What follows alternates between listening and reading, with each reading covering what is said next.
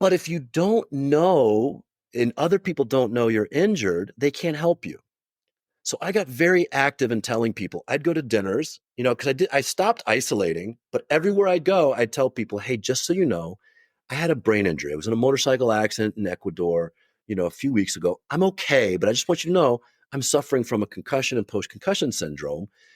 If I need to step up and leave, it's not you, it's me.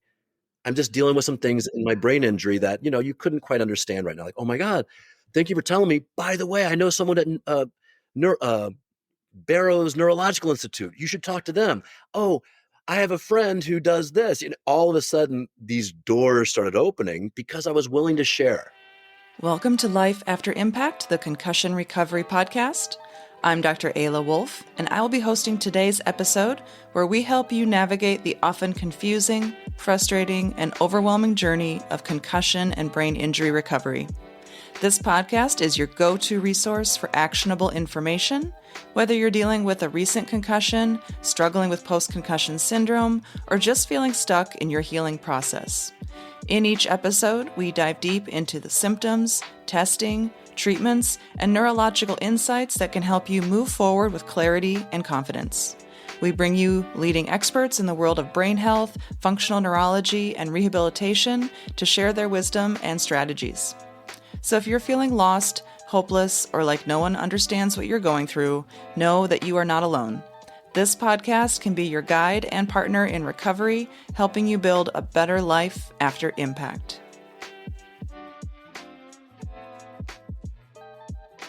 Kevin Donahue, welcome to Life After Impact, the Concussion Recovery Podcast. Hey, Ayla, thanks for having me. I really appreciate it. Absolutely. So you are an entrepreneur, an adventurer, a father, a husband, and a concussion survivor. You wrote a book in 2016. It was called Concussion Transformation: Overcoming the Number One Silent Secret Killer of Relationships, Careers, and Lives. Right. And you have an incredible life and career and relationship. So I think there's probably a lot that you have to say about your journey and how you transformed your life after having a pretty severe concussion. Yeah, for sure. I guess I'll start where it all happened. I was traveling in South America. I was in Ecuador, in a little surf town just north of Guayaquil called Montanita. And I was down there over the Christmas holiday, New Year holiday, with a friend, and trying to catch some waves, enjoy South America, the culture, everything. And it was choppy waves that day, so we couldn't paddle out. So we decided to rent these little 100cc off-road mini bikes. Good idea. Mm-hmm. And so we rented them, and we were just going to go cruise up the coastal highway, enjoy some scenery. And we had helmets on and everything. And as we were going up the coastal highway, there was a box truck. And he was making what it seemed like a left, but he was going left to make a wider right. Oh, and no. I sped up to go around him on the right. And there I was braking face to face, head first into the passenger side of this box truck. Right. Sure. And then he ran over the motorcycle. And, in Ecuador, there's not a 911 system. There you are. Right. Like, I had soft tissue damage above my left elbow. That's what really hurt. I thought I had broken my arm. And I didn't realize I had a brain injury. I had a helmet on. Everyone thinks a helmet protects you. And so there I was laying on this coastal highway on the side of the road, and the truck looked down and they just took off, It's Wow. And luckily I had a friend with me, and, he didn't speak Spanish, but I did. And so I said, hey, there was a store, like a little shop across the street. I said, go get some hielo. Ask them for hielo, ice. I really thought I broke my arm, and I actually laid there on the side of the road and prayed, we did find like a really rudimentary hospital down there and got an x-ray, and everything was okay. But of course, this is what happens in automobile accidents, car accidents, falls. People will fix the broken hand, the broken foot, the broken leg, the broken arm, and they never consider that you might have a brain injury. I didn't consider it at all. And so, there I was. This was December 28th, 2012, when this happened. And, New Year's holiday was coming up, and I was like, okay. So we drove back on his motor scooter, and we went to the motor scooter shop, and they came back and picked up the bike, and the wheel had been bent. Had to pay a few bucks, and, okay, vacation goes on. I'm okay. I have an injured arm, but that's it. I actually, I actually paddled out to surf the next day. That's how committed I was. Like I can, because I thought about Bethany Hamilton. Her name is the girl who got her arm bitten off. Yeah. Like I said, if she can Yeah. surf, so can I. You know, if she can surf with one arm, so can I. So I gave it a shot, but I just wasn't feeling right. And then New Year's Eve came by. I woke up New Year's Day and I was angry. I woke up at around 4 or 5 a.m. and I was so angry. I couldn't figure out what was going on. I was mad at the guy I was with. I was mad. I would have been mad at you. I was just angry. I said, I got to get the hell out of here. And so I found a local bus and I went straight to the airport at Guayaquil. And at the airport, I booked a flight to Miami. And I was like, I got to get away from these people. And it was so crazy because you'd think you'd know you have a brain injury, but you never do. The problem with the brain injury, as you know, and maybe some of your audience knows, or maybe they don't, is you can't feel it and you can't see it. And we'll get more into that as we go along. But there I was. In fact, I got off the bus and I started walking towards the airport because the bus depot was right next to the airport. And I got halfway to the airport. I'm like, oh my gosh, I forgot my luggage. Like, what is wrong with me? And so I went back, grabbed my luggage. Thankfully, it was still there. And I got to the airport and I just sat there. I was just so angry, so angry, so angry. And anyway, I flew into Miami. I met with a friend there and we went to the monkey jungle, had some dinner or whatever. And then, like, I was living in Scottsdale, Arizona at the time. And I was going to fly back to Scottsdale, but something in my heart told me, go home. And sometimes it's important to listen to our intuition. And I think something was calling me home to be with my mother, right? Be with my family. Mm. Whatever was going on with me, I said, I need to be around loved ones. And I flew home to Virginia. My parents live Mm. outside Washington, D.C. And for 4 days, I was ill, like very, very sick, fever, couldn't get up. I was sleeping all day long. I had my little nephews trying to play with them. I couldn't do it. And I was like, man, maybe I just caught something down in Ecuador, right? I don't know. Who knows?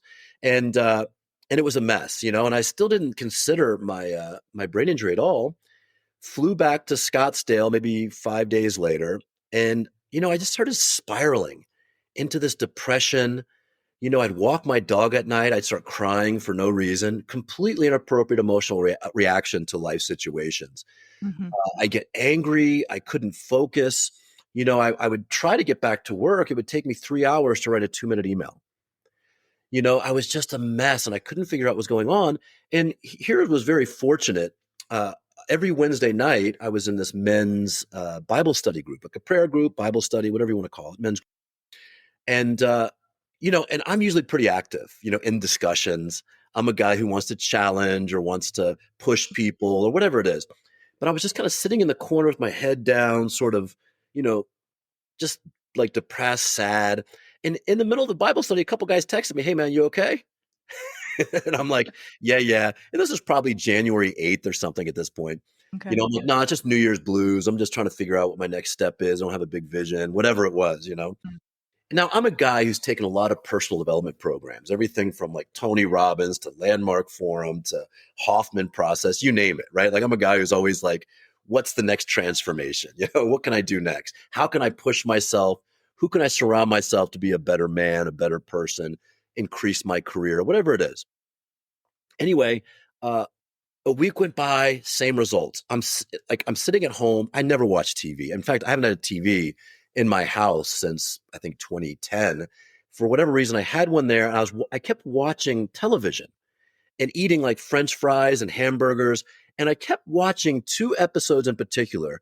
And it was Pawn Stars on the History Channel and American Pickers. And I just couldn't get enough of it. I watched the reruns and reruns and reruns. And later out, I kind of figured like, wow, those guys, it felt comfortable to me.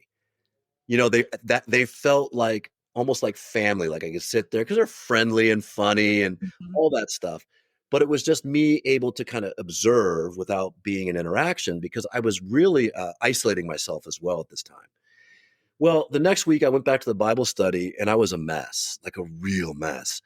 And you know, at the end they said, "Hey, anyone have any prayer requests?" I said, "Yeah." I was like, "Something's not right with me. I don't know what it is." I said, "But I need prayer." And they prayed, let's help Kevin figure out what's going on with him, right? Because I couldn't describe it. Mhm. And at the time too, I was going through my phone my phone. I was calling people who I hadn't talked to in years, and I was just looking for comfort. I was like I was like, I don't know, maybe I need a life coach, maybe I need a psychiatrist. I don't know, I need something. And anyone who would take my call, I would just kind of tell them sort of like my pity party I was going through, like these emotional things I was experiencing. And anyway, I had an event up in San Francisco later that week, and it was a big event. And I was still a weirdo. It's the only way I can explain it. I just wasn't myself. I was eating like candy bars, and part of that, by the way, that sugar rush helps, it gives you that comfort and makes you feel good at the moment. But I'm at this event. I can't pay attention to any of the presentations. I'm like trying to play tic-tac-toe with the guy sitting next to me. I'm like, what is wrong with me? I'm acting like a little kid. And I had breakfast with a friend. And this is where everything kind of the breakthrough was for me. Mm. And a friend of mine, Alexandra, and to this day, I tell her she saved my life. I think I write about her in the book. I'd say, listen, she saved my life. Thank you. And she sat across from me and at breakfast, and she said, do you know Brendan Burchard? And Brendan Burchard's like a big motivational speaker, Mhm. marketing guy. I said, yeah, I know Brendan. She was like, a couple years ago, he flipped his ATV down in Mexico and he had a brain injury. And I was like, I stopped in my tracks. I said, oh my God. I reached across the table, grabbed her arm. I'm like, I have a brain injury. I was like, I got into a motorcycle accident. I had even forgotten about the motorcycle accident besides for the soft tissue damage in my elbow. Right. I was like, I have a brain injury. Clearly, that's exactly what's going on with me. Now, at the time, thankfully, I knew guys like Dr. Daniel Amen. I'd been in a mastermind group with them. I had taken courses with Z Health, which, helps people rewire the brain, physical therapists and personal trainers. So I knew this stuff. And the reason I wrote the book and the reason I like having these discussions is because most people don't have access, don't have the knowledge, don't understand brain injuries at all. And so there I was. I knew about this stuff and I still didn't know I had a concussion. I Mhm. still didn't know I was suffering from brain damage. So I was like, oh my God, you saved my life. I flew back to Phoenix. I went to my friend Joe Polish. I was doing some work with him at the time. And I said, hey, man, you know why I've been so weird the last couple weeks? I have a brain injury. And I started listing out my symptoms. And we called Brendan Burchard. And Brendan Burchard goes, oh, yeah, man, let me tell you my symptoms. And word for word, line for line, it was everything I was going through. And this is a critical piece. I have the 7 steps to recovery in my book. And number 1 is awareness, right? Like you have to know you have a brain injury. You can't start your road to recovery until you're aware, until you know. And this is the problem. The reason I call it the silent secret killer of relationships, careers, and lives is because not only does the person who has the brain injury, they don't know they have the brain injury, their spouse, their kids, their coworkers, their boss, their partners, whatever it may be, they don't know either. They just know they're experiencing this person who is now hell on earth to experience. They're just a mess. They can't get things done. They're being weird, quick, short fuse anger. And so after that, instantly I went to get my brain scanned. And the guy down in Phoenix said, yeah, you have left frontal lobe damage and left rear damage as well. And, left frontal lobe is cognitive thinking, future vision, all of these things. Executive functioning. Executive functioning, everything. So I was like, oh my gosh, like I'm in trouble. And I think the fear that we have as concussion survivors is this permanent? Mm-hmm. Is this who I'm going to be forever? Boy, this is really going to mess me up. My entire life has been being a creative thinker, an executive leader. I have a background working with the White House and the CIA and the FBI and the Secret Service. I'd go in and do presentations for the White House next to Dick Cheney's war room, right? Like I'm the guy, You need to I've be started, on. right. Like I've started up so many businesses. I'm like, oh my gosh, what does this mean for me? And it's scary. It really is frightening. And really what it means is that it's time to recover, right? And be transformed in our recovery. And so I started the recovery process immediately. In my book, I talk about the 7 steps of recovery. Number 1 is awareness, like that you have to know that you have a brain injury. Number 2 is I started treating myself like a child. Kevin, you're not this uh, big guy who can out there and you're not dynamic anymore. Right now, you're a 3 to 5 year old little boy. You have to treat yourself like a little kid. If you need to take a nap, take a nap.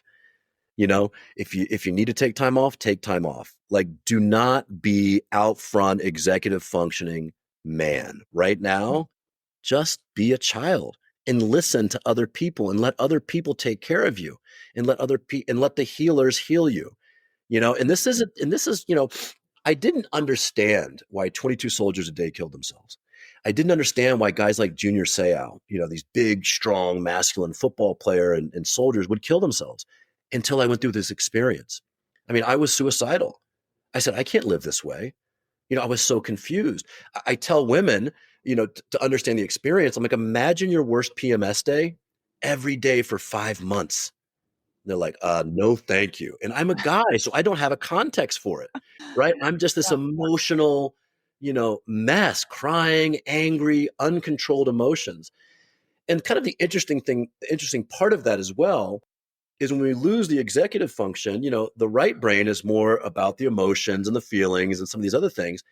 Just like if you were to injure your right hand and you're right-handed, well, your left hand will start doing the things your right hand used to do until it's healed.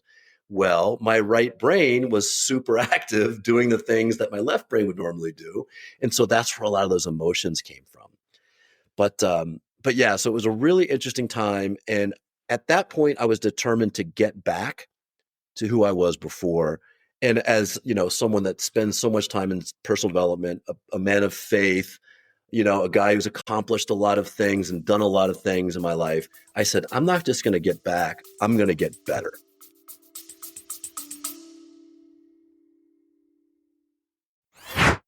Imagine trying to do something good for your body, like make a high protein smoothie for breakfast or after a workout, only to find your protein powder is full of junk. Heavy metals, artificial sweeteners, and chemicals you can't even pronounce. It is frustrating when you try to do the right thing, but instead you just end up adding to the toxic burden in your body. As someone who cares deeply about what goes into my body, as well as the patients that I work with, I believe that what we consume regularly needs to support our health, not silently sabotage it. That's why I use Puri. Their protein powder is made from clean, high-quality ingredients, and it's third-party tested for heavy metals and contaminants because they don't just say it's pure, they actually prove it. You can find collagen peptides, whey protein, and plant-based options on their website. Check them out at puri.com. That's PUORI.com, and use the code LIFEAFTERIMPACT for a 20% discount on your first order. Love it. I love it. And your story has so many parallels with my own. I mean, I was living in post-concussion syndrome and I didn't know it for a very long time.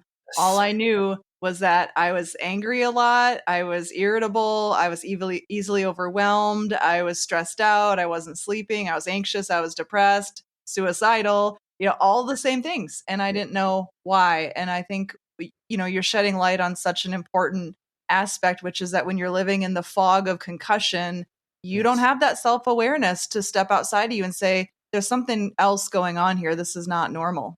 Well said. Very, very well said. I love that. The fog of concussion, because that's what it's like. It's like a fog. And you can't see and you don't know where you are. I mean, physically, you know where you are, but as far as emotionally in your future, it really kind of hits you between the eyes. And as I started telling people, this is number 3 in my 7 steps to recovery, is telling people, like being open and sharing about your experience. Hey, listen, if you have a broken leg and you're walking into Starbucks on your crutches, people are going to hold the door open for you because people are naturally empathetic and they want to help. Hey, can I carry that for you? Yeah, sure. You're in the grocery store. Hey, let me get that for you. We do it all the time, right? I'm tall. So I saw a gal the other day trying to pick up something off the top shelf. Could you reach that for me? Of course I can. But if you don't know and other people don't know you're injured, they can't help you. So I got very active in telling people. I'd go to dinners, because I stopped isolating, but everywhere I'd go, I'd tell people, hey, just so you know, I had a brain injury. I was in a motorcycle accident in Ecuador, a few weeks ago. I'm okay, but I just want you to know I'm suffering from a concussion and post-concussion syndrome. If I need to step up and leave, it's not you, it's me. I'm just dealing with some things in my brain injury that, you couldn't quite understand right now. Like, oh my God, thank you for telling me. By the way, I know someone at Barrow's Neurological Institute. You should talk to them. Oh, I have a friend who does this. All of a sudden, these doors started opening because I was willing to share. I wasn't Yeah. hiding behind this injury. I was being completely open with every single person I met. And I listened and listened and listened. And this even led me to one part of my healing. I took this, it was a company called Brain State. They've changed the name since. But this guy had invented this program, and it was you'd have these earbuds in, and it would play sounds. And you'd have these EKG things on your head, and based on the sounds, it would feed into your brain. It was the craziest thing. And I was like, the first day I did it, it was like a 45-minute session. I left there exhausted and angry. And I was like, oh, this must be working. My brain's rewiring, right? Mhm. And the second time, I was euphoric. I was like super euphoric, and I do it twice a day for 5 days. And this was probably about 5 or 6 months in, but I would never have known about this if I hadn't shared with somebody about my brain injury. And they said, hey, there's this guy, John, you didn't meet him. He had a brain injury and he's done all this therapy. I went and had lunch with that guy. I'd never met him before. And he said, you need to go do this therapy immediately. I'm like, okay. And then on the fifth day, I'll never forget this. After my therapy session, I went to the gym. Now, I had quit going to the gym because I just didn't have the motivation. I didn't have the energy. People don't understand, your brain uses 60, 70, 80% of your energy resources. So when it's healing and rewiring, it'll wipe you out. So I didn't have the extra energy resources to go to the gym. And I've been working out since I was 15, 16 years old. And that was a big, that hurt me as well. I remember after my fifth session, I went to the gym in Scottsdale, Arizona, and I was sitting there working out, doing biceps or something. I'm like, oh, I'm back. Like there was that moment, like it was Yeah. 5 or 6 months in, and this doesn't happen to everyone. Sometimes, it takes years. Sometimes it takes 2 or 3 months. For me, it was about the 5 or 6 month point where I was sitting there and was clear as day. I'm back. I think I'm okay. And I remember I was emailing. I've been friends with Tana Amen, Dr. Amen's wife, Dr. Daniel Amen's wife, for a long time. And I remember messaging her, and she was like, Kevin, just know that recovery and healing isn't a straight line. It's not, okay, now you're healed like a broken arm. Okay, you're good now. It's ups and downs and ups and downs and ups and downs. And even to this day, I stay aware to the fact that maybe a reaction of short fuse or whatever it may be could stem from my brain injury, even to this day, which is, 13 years later. So Mhm. I've always been aware of that. It's really important for the audience to know that recovery is not a straight line, and it's not a one for one. My recovery would be different than your recovery because every brain is different and every brain injury is different. Yeah, absolutely. And you're so right that it's not a linear recovery, and that can be very hard for people when they just want to seem, once they feel good, they obviously want to stay feeling good. Yes. And Yes. that technique that you were referring to, they changed the name to Cereset. Oh, Uh, yes. Okay. That yeah, sounds familiar. Yeah. yeah. I actually did that for the first time this summer and interviewed the Dr. Allah who I was doing it with for the podcast. Oh, great. Cereset. Okay. Yeah, I knew they had changed the name. It was Brain State back when I did it. And the Mhm. gentleman who invented it was an engineer, like a computer engineer, and he had been jumped and beat up with baseball bats or something. And he Yeah. was like, I've got to. So, I think what I'm saying here with that is like, there's always an opportunity, right? Like transforming ourselves and seeing everything as a new possibility. One of the things too that I've done this program called Lifebook and used to facilitate this program as well. And, you map out 12 areas of your life very specifically for every category from health and fitness to relationship to career to emotional life. You had a premise, a vision, a purpose, and a strategy written out with pictures in it. So here's where that came helpful for me. I was able to look back at journals and things that I Mm. had done and things I had written out. I'm like, okay, it was almost like I had a script for my life. So when my brain wasn't quite working and I couldn't use the resources for having a bigger vision, I could look back at my journals and the things I had written about and my plan for the future that I had written about, my goals. And that was very helpful as well. You said something really important that I would love to just expound on, because you said initially you started going to these like dinner meetings with people and you would just let them know ahead of time, hey, I've had a concussion, I'm dealing with this. But the next level of that is that because you were open about that, then those people knew other people that could help you in your healing. And so it opened doors for you. And they say that, people, 80% of the jobs that people get are because they were introduced to somebody who then opened the door for them to get that job. Yeah. And it's almost the same thing where when people are looking for help, the more open you are about your experience and that you need help, the more doors are going to open for you. Well, that's the other side of this, Ayla. It's not that I was just getting help from other people. Every time I had this conversation, this is the reason I wrote the book. Every single time I had this conversation, oh, my daughter was in a car accident. Oh, my son played football and he's been struggling. And everyone has a relative or someone they know or a friend who's had a Yeah. brain injury. I was in a relationship at the time that didn't work out, and didn't work out primarily for the brain injury. I was a mess. I remember I told the girl, we were in a new relationship. I said, I want you to know I have a brain injury, and I want you to know that right now I don't need a girlfriend. I need a nurse. And I don't want you to be my nurse. And so I had to break things off. But even her, she had been hit by a car her senior year in high school, and not major accident, but she fell back. Or no, she was sitting on top of a car, and the guy moved the car, and she fell back and banged her Mhm. head on the sidewalk, cracked her skull open. And as soon as I started telling her about my symptoms, she's like, oh my gosh. She spiraled after that. She started doing drugs, like all kinds of things. And just having these conversations with people opens them up to new possibilities and the possibility of healing and all of the resources out there. I ended up having a conversation with Dr. Freddie Garcia and Matt Antonucci, ended up going down to I think it was the Carrick Institute at the time, ended up doing business with the Plasticity Brain Center later on. I started a company called Neuro Performance Academy, where instead of just healing people who were broken, I started working with biohackers, top performing executives, elite athletes, Major League Baseball, football, and creating a program for them, not just to heal from concussions, but to maximize the nervous system. So, it's like none of this would have happened if I hadn't had that little motorcycle accident down in Ecuador. And so I think that's one of the key things. And I'll go through the last few pieces of the 7 steps of Yeah. recovery. Number 4 is nutrition. Once I knew I had a brain injury, I went all in on brain food and brain supplements, leafy greens. I cut out all processed sugars, all artificial colors, all artificial sweeteners, heavy fat diets, fish oils, all kinds of things. It was just like, uh, you know, proteins, fats, greens, lots of fruits and vegetables. I just went very clean because I'm like, my brain needs all the help it can get right now. The other one was rest. Like rest, your brain needs to recover. So, like I mentioned earlier, I treat myself like a 5-year-old. When I need to take a nap, I took a nap. There was no question. There was no argument. It's time for a nap. It could be in the middle of the day. I could be in the middle of a meeting. I'm like, okay, we got to wrap this meeting, guys. I got to go take a nap.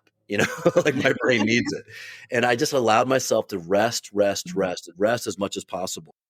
And then I think the last two here are almost spiritual pieces. And this is important too, like aligning your mental, your physical, and your spiritual life. And number 6 was create something in your life to look forward to. When we have a big goal in life, no matter what it is, my wife is a professional bikini competitor, right? When she has a date on the calendar where she's going to be on stage in that sparkly bikini and high heels, like she's ready, and she's preparing 8 months in advance. She's looking forward to it. She's like picking out the color of the bikini, picking out, like my wife, I've watched her do little rhinestones on these clear plastic heels for like a month, like piece by piece. She's so excited for it. But it's not just that. It's like book a vacation, book yourself at an event where you're going to meet really cool people. At the time I had the brain injury, I had a trip booked where I was going to Necker Island, Richard Branson's island. And I said, and there was going to be a bunch of entrepreneurs on the island. We were going to be there for 7 days. I said, I cannot be a weirdo when I'm hanging out with Richard Branson. I've got to be more normal. So I had this goal in mind. And by the time I got on Necker Island, I was almost 100%. Hmm. I was Wow. almost there. Yeah. Yeah. And the last piece is service. You know, oftentimes we get so caught up in our problems, in our issues. I don't know whether you're going through divorce, whether you're going through a brain injury, no matter what it is. If we can get out of our own morass, our own swamp of depression, and we can go serve people, I'm telling you, it will change your life forever. In the midst of my brain injury, I got invited to go to a trip to Nicaragua to serve in the most impoverished community in this hemisphere. We go to this place called La Chureca. It's the garbage dump for Managua, Nicaragua, where about 3,000 people live. And we would set up feeding station for the kids, and we would build homes in this neighborhood called Tipitapa. Cristo Rey was actually the name of the neighborhood. Um, you know, Doing that, being a part of that mission trip for me changed my life forever. And I had done it before, but and I told everyone on the trip, I say, hey, listen, I'm not going to be 100%. I'll be about 70 to 80%. I won't be able to do all the stuff I've always done. I may take a step back and just kind of observe at times. But when you feed a hungry child who otherwise wouldn't eat that day, all of your problems disappear. This is the spiritual aspect of concussion recovery and transforming your concussion into something extraordinary. And, for years I had concussiontransformation.com. I've kind of let that go. And I've had that book downloaded over 1,000 times all over the world. I would see these people downloading the free PDF. I just gave it away for free. And I started something called the Concussion Recovery Network. I just said, hey, how people need help out there. How can I help them? Yeah. Yeah, it is so powerful. And for me, this podcast is that, it's my service in terms of like, how can I reach people around the entire globe? And I just love going and seeing, oh, wow, like people in, 45 different countries have listened to episodes of the podcast, and hopefully it's helped somebody. Mm-hmm. Yeah, it certainly is, because people just don't know what to do. They come across it and they start going down the rabbit hole of, the brain injury world. And, it's like you just come across one solution. And I tried to keep my book very simple. It was like maybe a 70-page book with a journal at the end. This is another piece too. This is part of having something to look forward to, is journal. Like, hey, what did I do great today? Or how do I feel today? And just writing it out. And it's just being present in the moment, because when you are brain injured, sometimes it is difficult to think past, hey, how am I going to get through today? It's like step by step. It's like day by day. And so having a journal that says, wow, what can I do to help others today? How can I feel good today? Whatever it may be, So having an active journal, because then you also get to track your recovery. I mean, I cannot tell you how much of a mess I was when I first got back to the USA, which, by the way, after my accident, and this happens all the time, you have this rush of adrenaline because your brain goes in, and your nervous system goes into survival mode. So I was okay from the 28th all the way through the 1st. I was like, okay. I mean, I wasn't okay, but Right. because what was You're happening was trying to still go surfing. yeah, right, exactly. I was trying to surf the next day. I keep thinking about that. And then but your brain is slowly dying off. All those neural connections, all of those things start to slowly die. And by the time the first came around, I was furious. I would have been mad at anyone that was in my life. And I was just a total mess. And then people need to understand too that the number one cause of concussions is automobile accidents, motorcycle, automobile accidents. Number two is falls. Three is sports related. Football is far and away number one. Girls soccer is number two. Mhm. And then the fourth one is fights, fist fights or domestic violence. And the last one is wartime injuries. These soldiers come back, and I was on a call doing a presentation last week for an organization called Aero Recovery Group and Heal the Heroes. These are veterans who are going through a year-long transformation process. They often are diagnosed with PTSD, post-traumatic stress disorder. Well, that's not always accurate, because the symptoms of PCS, post-concussion syndrome, are almost identical to post-traumatic stress disorder.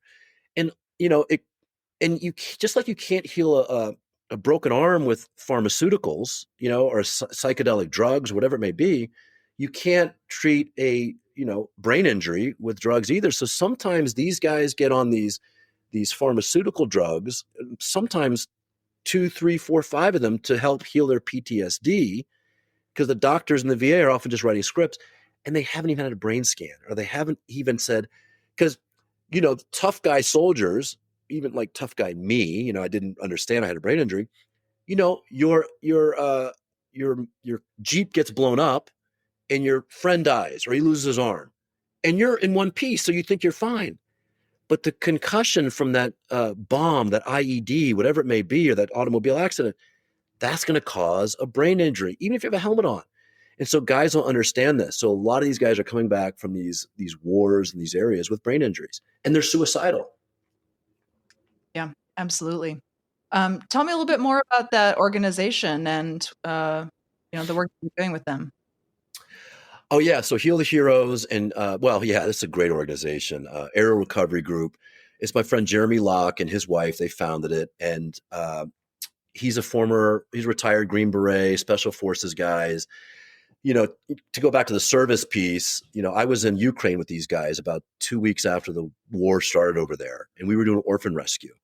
Right, I had never been into a war zone before, but I'm over there with a bunch of special forces guys. We have a tactical operations center. We have a safe house in Lviv, Ukraine, a safe house in Szczecin, Poland, and we're just going out and rescuing orphans. Essentially, Wow. There's a huge orphan population over in Ukraine. 500,000 to 1,000,000, and so we'd get these orphans in. 50 at a time with about 12 caretakers. And we'd have to put them up in safe housing, resupply them with, clothing and food and all of these things.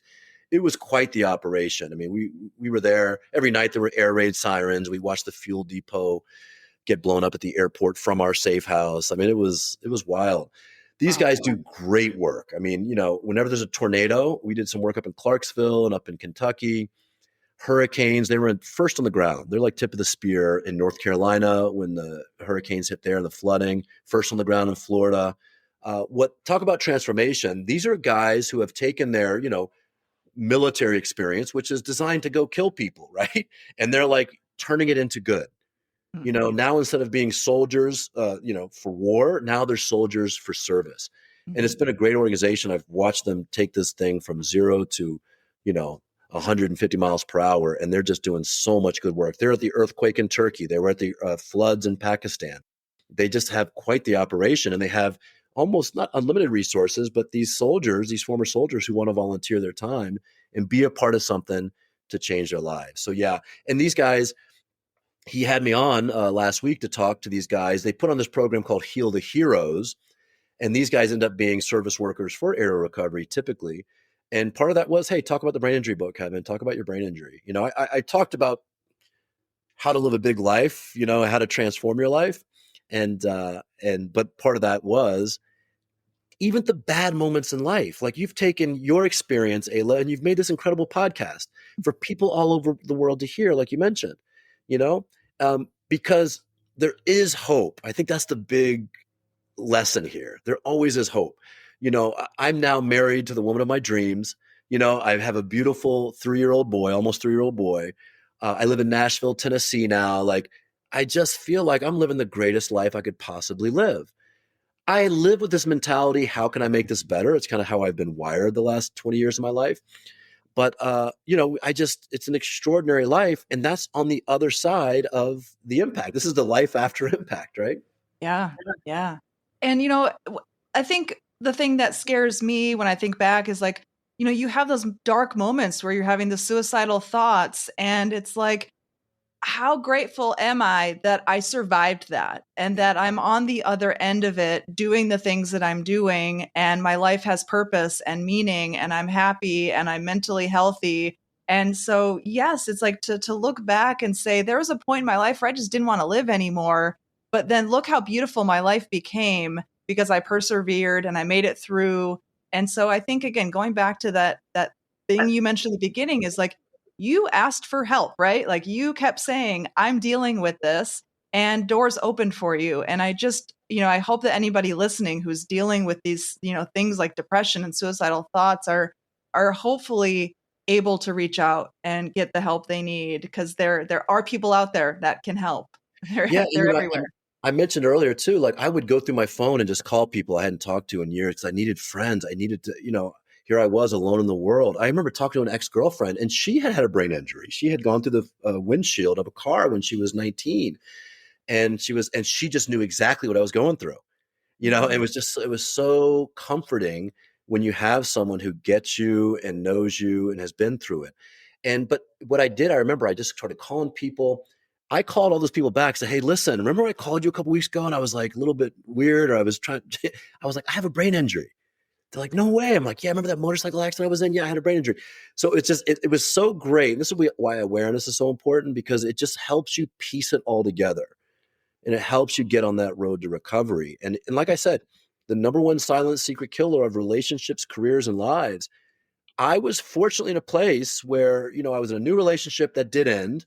My career, I was able to put a pause on it essentially at that time. Shortly thereafter, I launched a whole entire skincare brand online with some partners. It was amazing, like one of my most successful businesses. But that was like a year after, And so if I hadn't taken that pause, who knows what would have happened, right? I think sometimes like God gives us these pauses that says, "Hey, just double check, let's make sure you're on the right path." And most of the talks I give now are all about transformation. And the example of caterpillar to butterfly, right? The caterpillar only knows the leaf in front of it, right? That's all it has. It doesn't know any possibility other than the leaf in front of it. And then suddenly it goes into a metamorphosis and it goes into a cocoon. And at that point, it liquefies. It becomes liquid, right? And it's at its I've most heard this. vulnerable. Yeah. It's called chrysalis, and it's at its most vulnerable state. It can't fight back. It can't run. It can't hide. There it just sits in the chrysalis.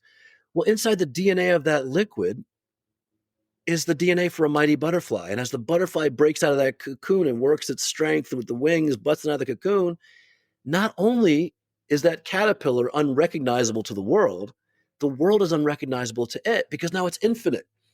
Right. So sometimes I think going into the cocoon, and this is kind of how I describe my suffering from post-concussion syndrome, was inside the cocoon and allowing God to do his work while I did my part to come out and be a completely different human being. Right. It's that kind of like transformation. I felt like I was dead. I look back at those times and I like would tear up for the longest time. Like, my gosh, because you were just talking about being grateful. I'm like, my gosh, if I hadn't had that conversation with Alexandra that day, who knows where I would be right now?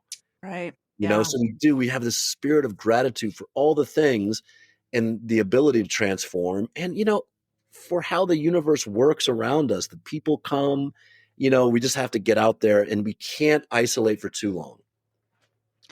Yeah. My logo for Life After Impact it's a butterfly, but it kind of looks like neurons. It's a little bit abstract. So I think looking at it, people might not quite know, but that was my inspiration for my logo, was this concept of like butterfly meets neuron. Yeah. Well, that's the thing, is the miracle of nature, how like we're in the fall season here in Nashville now, and the trees are going to get brown, and then it bursts again in the spring. And like, we just have to kind of hold on and be strong and take the effort and take the steps to get to a place of healing. And just also, if you know someone who's got a brain injury, just, get a book, listen to the podcast, share something with them, right? So that they can get the healing they need. Yeah. Do you want to talk a little bit more about the things that you did as far as healing your brain? Because now you mentioned you changed your diet, you allowed yourself to take rest as much as needed. Yeah. What are some of the other things that you did? I started with some activity, just not like heavy weightlifting like I did before.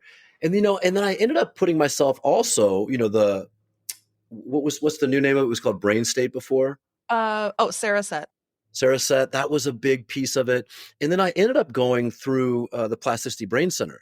So I put myself through that program as well. And these are, people that go through that. A lot of them are hockey players, but also, and this is where I really kind of understood like the impact of what they were doing. There was like a 5-year-old boy that was there and that was going in front of me. And the 5-year-old boy had fallen into his grandfather's pool when the grandfather was babysitting, wasn't watching him, pulled him out. Kid was unconscious, and they took him to a hospital in Miami. And, they said, your kid's going to be a vegetable the rest of his life. Took him to another specialist. They said the same thing. And then they took him to Carrick, and Matt Antonucci. And they said, okay, yeah, your son has brain damage, but he has area of his brains that aren't damaged. Let's access those and rewire his brain so that he can be himself again. And I remember the story, like the first day they went through the plasticity brain center, the kid smiled and he hadn't smiled in Wow. months. It was just like that moment. And the kid was going through constant therapy and it was expensive, but it was worth it. So I even did that. They have the MARC, the multi-axis rotational chair. They had all kinds of rehabilitation. Here's what was interesting about that as well. I remember I was doing an assessment and then exercises, assessment and exercises twice a day. And I would go home at night wiped. I mean, like I had run a marathon or like I'd been squatting all day with weights. And because your brain rewiring it was that it wipes you out. So I did that as well. I did everything and anything. I read all of Dr. Daniel Amen's book. I got my brain scanned by Dr. Amen. He has clinics all over the country. I went out to his Costa Mesa clinic, met with Tana, got my brain scan, and it's funny too because I always wondered if I was suffering from ADD or ADHD. I always felt like I was. And Amen at the time, he wasn't doing any diagnoses, but he looked at my scans and he said, "Yeah, Kevin, you do have ADD, ADHD. I could definitely see you had a concussion at some point. Looks like you're doing well now, though." And so Amen is a psychologist, and he tries to cure brain ailments, including addictions and these types of things, with nutrition. And so, acetyl-L-carnitine, phosphatidylserine, like all these brain supplements, I was taking lots of those as well. Mm-hmm. But I was going to leave no stone left unturned. I'm like, whatever resource it takes, I'll go broke pursuing healing because I want to know what's on the other side of this brain injury. And boy, am I glad I did. Yeah, absolutely. Because, you can't put a price tag on your brain health. Well, no, there's a saying, a man with his health has 1,000 wishes. A man without his health has one, and the wish is to get your health back. And that really hit home for me when I had my brain injury. I'm like, oh my gosh. And also how important brain health was. We forget about this as we go through life. We have no idea how important our brain is. You talk a lot about transformation. You do a lot of public speaking. What would be the one thing you'd want to leave people with today? So I think one of the big things is have a big vision for your life. Like nothing in the way. Like forget about whatever it costs, whatever it does. Have a vision for your life that blows you away. And if you want to take it to the next level, get yourself a journal and don't just journal about today. I call it remembering the future or future journaling. Put on the calendar October 18th, 2026 on your in your journal. And then start writing as if you're there. Here I am in Bali. I can't believe I just surfed the waves of Uluwatu. I'm here with my wife and my son, blah, blah, blah, blah, blah, blah, blah. Write it all out as if it's already happened because we're paving our neural pathways for this vision. I mentioned I was on the island with Richard Branson.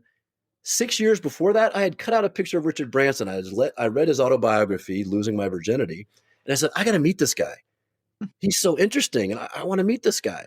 And then, sure enough, 6 years later, I get a call. Hey, man. Well, actually, it was 4 years later. I get a call. Hey, would you like to have dinner with Richard Branson? I'm like, yeah, sure. Then it was like, hey, would you like to go on his island?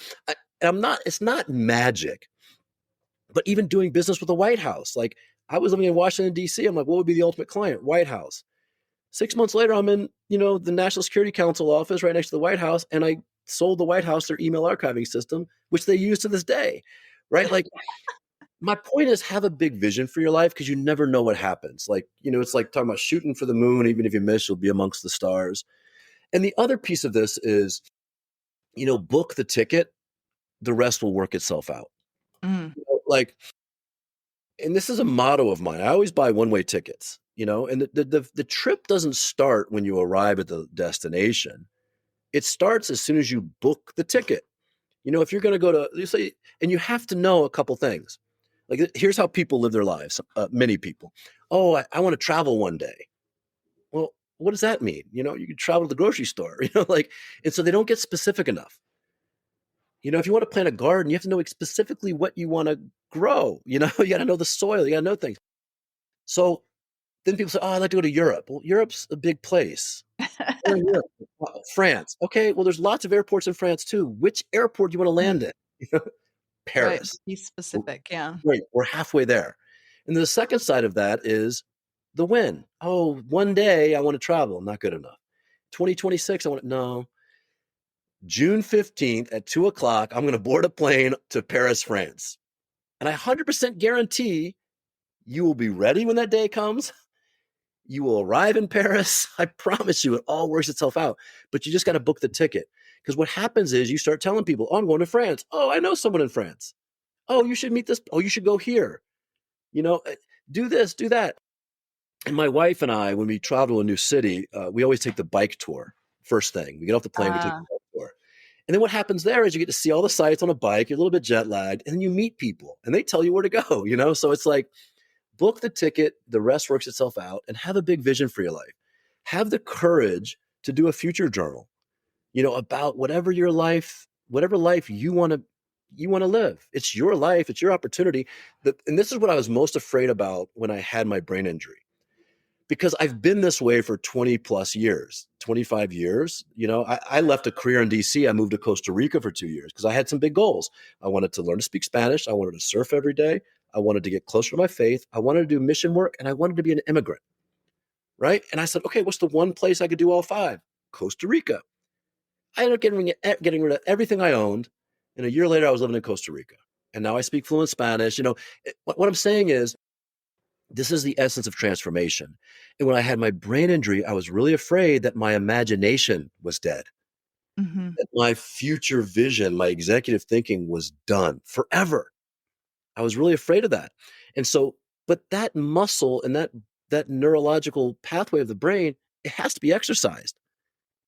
Even if you're brain injured, even if you're not, right? Like it has to be exercised. And so I just encourage everyone listening to this to start doing that.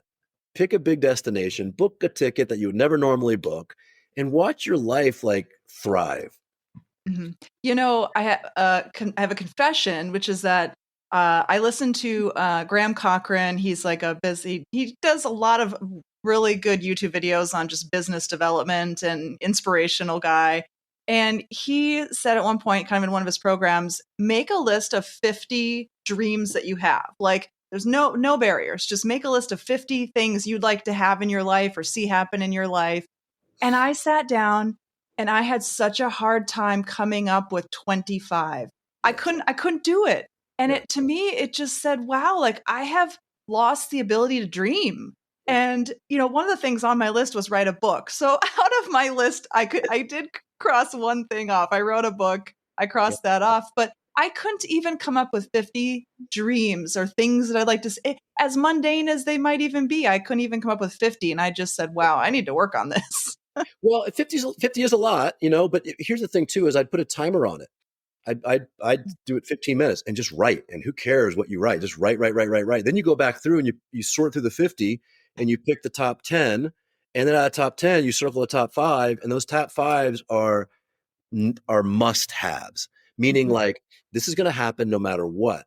And then what I would say is take it to the next level, do a vision board around. mhm, So, you know, I'll just kind of go back to what I was saying before about when I was in Washington, D.C., I was in a penthouse condominium in Arlington, Virginia, overlooking D.C. And my clients were the who's who, CIA, FBI, Secret Service, World Bank, blah, blah, blah, right? I was successful, but I was a little depressed, a little sad, you know? And I prayed and it came to me. If you could do five things with your life, nothing in the way, what would you do? I'm like, good question. I mentioned I'd surf every day, looked out my window, no waves on the Potomac.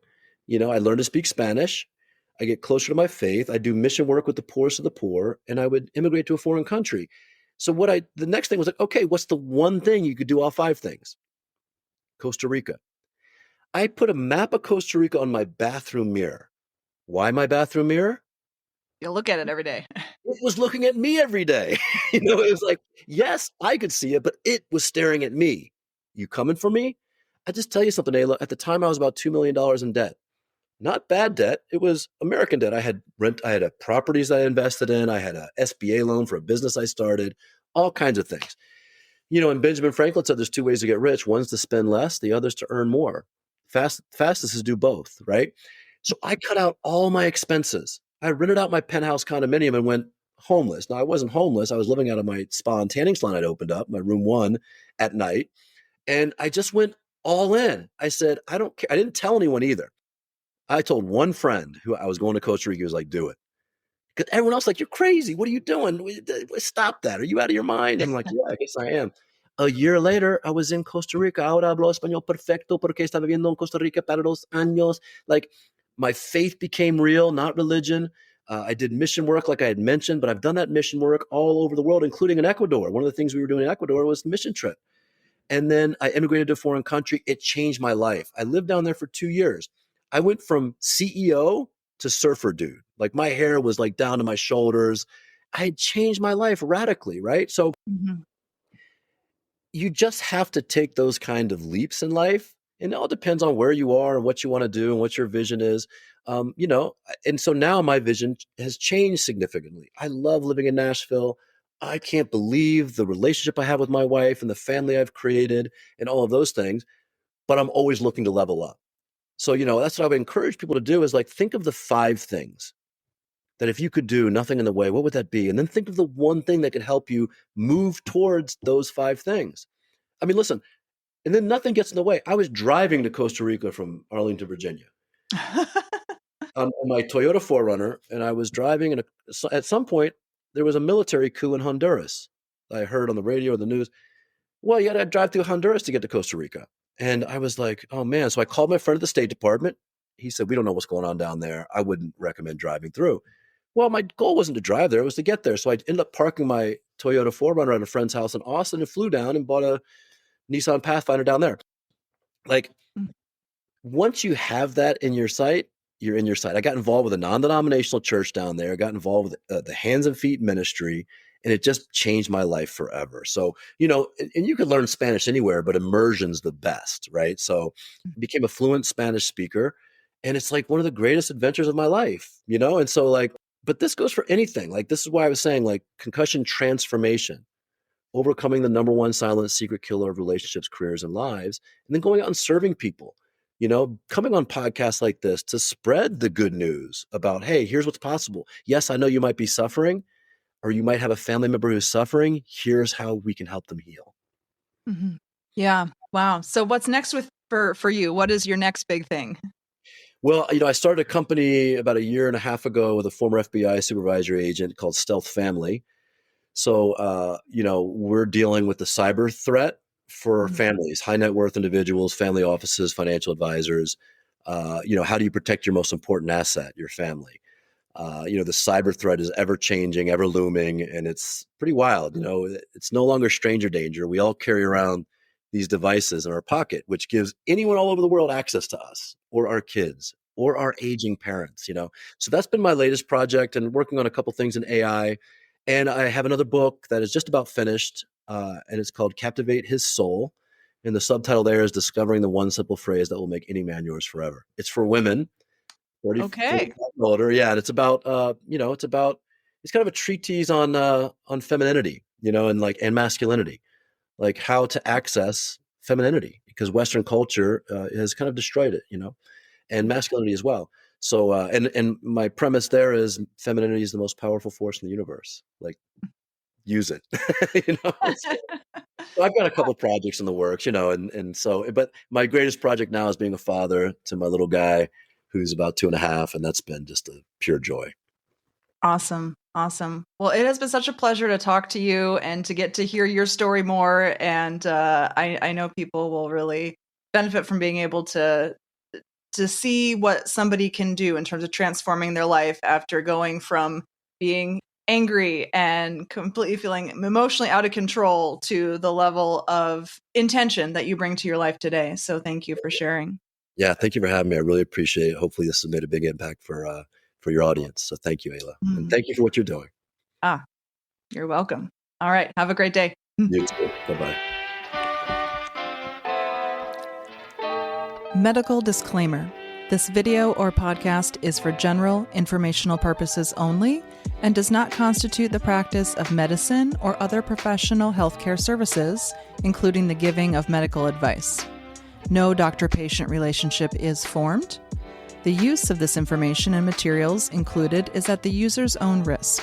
The content of this video or podcast is not intended to be a substitute for medical advice, diagnosis, or treatment, and consumers of this information should seek the advice of a medical professional for any and all health-related issues.